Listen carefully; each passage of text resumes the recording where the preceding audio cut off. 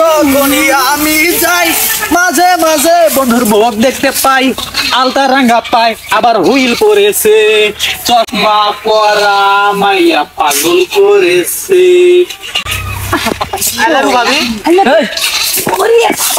আমি বুঝতে পারতেছি না যে আর কি ধরনের ভিডিও করলে আপনারা সবাই লাইক কমেন্ট শেয়ার করবেন বেশি বেশি করে এবং আমার ভিডিওতে ভিউজ হবে। আপনারা যারা সবাই আমাকে বলে থাকেন এবং অনেক ভিডিওতেই দেখে থাকি যে ভাই ফেসবুকে কাজ করতে হলে অনেক ধৈর্যের প্রয়োজন আছে, অনেক ধৈর্য নিয়ে কাজ করলে একদিন সফলতা আসবে ইনশাল্লাহ। ভাই আর কতদিন আর কি ধরনের ভিডিও করলে আপনাদের মনে আমার জন্য একটু হলেও লাড়া দিবে, একটু হলেও আপনাদের মনে আমার জন্য ভালোবাসা জন্মাবে। ভাই অনেক কন্টেন্ট ক্রিয়েটরদের দেখে দেখে আমরাও দেখি যে তারা কি ধরনের কন্টেন্ট তৈরি করে, অনেক কন্টেন্ট ক্রিয়েটরদেরকে ফলো করে থাকি আমরা সব সময়। কিন্তু ভাই আমরা তো তাদের থেকে কোনো অংশে কম ভিডিও বানাই না, কিন্তু কেন জানি না আপনারা আমাদেরকে লাইক কমেন্ট শেয়ার করেন না এবং আমাদের ভিডিওগুলো বেশি বেশি করে মানুষের সামনে পৌঁছানোর সুযোগ করে দেন না। ভাই খুব কষ্ট লাগে যে এত সুন্দর ভিডিও বানানোর পরেও আজ অবধি আমার মানে নিজের এই জায়গাটা স্ট্রং হচ্ছে না। কেন, কি কারণে ভাই বলেন তো আমাকে একটু। এই যে আমাকে একটু কমেন্টে সবাই জানিয়ে যাবেন যে আমি আর কি ধরনের ভিডিও বানালে আপনারা আমাকে সাপোর্ট করবেন। এখন আপনারা অনেকেই বলে থাকবেন আপু ভিডিও বানাতে হলে অনেক ধৈর্য ধরতে হবে। ভাই আমি একদিন 2 দিন 3 দিন নয়, আমি 2 4 5 বছর ধরে কন্টেন্ট করতেছি, আজকের বিষয় না। এরপরেও আমার ভিউজ হচ্ছে না কেন ভাই? আপনাদের কি একটুও মায়া লাগে না আমাকে দেখে?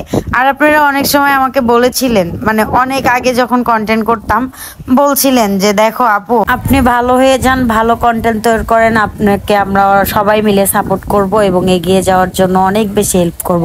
কিন্তু ভাই আপনাদের কথা আপনারা রাখেননি, আমি কিন্তু আমার কথা রেখেছিলাম ভাই, এখন অবধি রেখেছি। কিন্তু এখন তো আমার মনে হচ্ছে যে আমার সেই জায়গাটাই মনে হয় যাওয়া উচিত, যে কন্টেন্টগুলো আগে আমি তৈরি করতাম বা যেগুলোতে আপনারা আমাকে অনেক বেশি স্যাম্পৃতি দিতেন বা অনেক বেশি ভিউজ আসতো, সে ধরনের কন্টেন্ট করাই মনে হয় এখন উচিত। আসলে কি জানেন, এই সমাজে ভালোর ভাত নেই, মানে ভালোদের পিছনে কেউ থাকে না, খারাপদের পিছনে সবাই থাকে।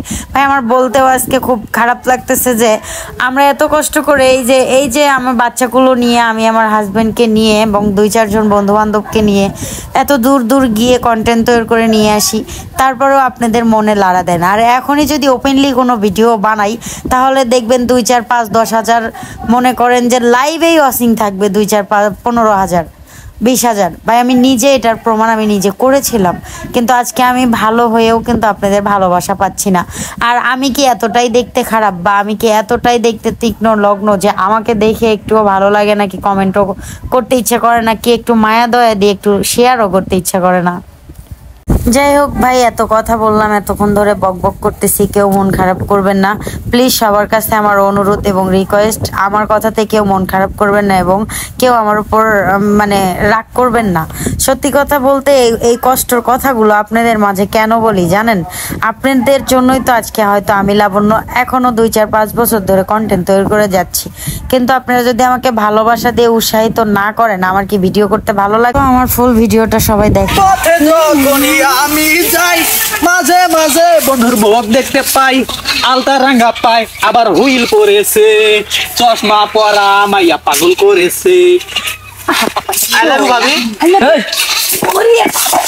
আমার বইনের লেগে কিশোর করছিস ঘরের মাঝখান থেকে কি করছি? তুই বিয়ে করে রাস্তাঘাটে তুই এরকম করতে পার? কি হয়েছে? কি হয়েছে? হ্যাঁ কি হয়েছে? তুই আমার বোন এগুলো কিশোর করছিস, নিজে একটা বিয়ে করে দেখা। ও বিয়ে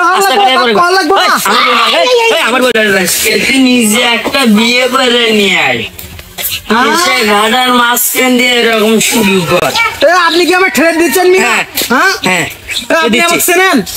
আমি এই এলাকার ছেলে, ওর থেকে ভালো বউ নেই শালা, ওর যোগ্যতাই নাই রে, ভালো বউ নেই, যোগ্যতাই নাই,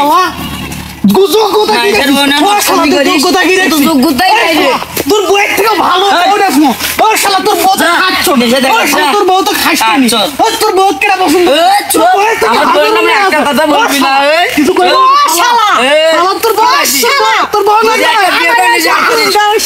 যোগ্যতাই নাই। তোর